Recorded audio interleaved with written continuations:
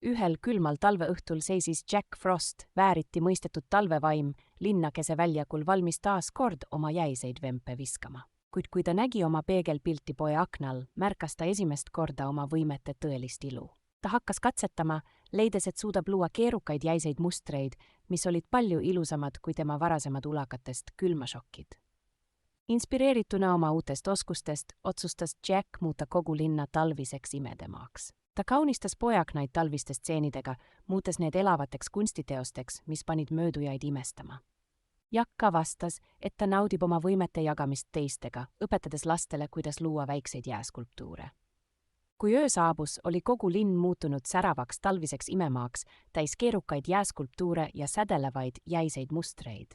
Jack tundis esimest korda elus, et teda ei kardetud, vaid imetleti ja austati. Jõuluhommikul kogunesid linlased Jacki ümber, tänades teda kõige ilusama jõulukaunistuse eest, mida nad kunagi näinud olid. Jack mõistis lõpuks, et tema võimed võisid tuua rõõmu ja ilu, mitte ainult pahandust, ja ta lubas kasutada oma andeid edaspidi ainult headeks tegudeks.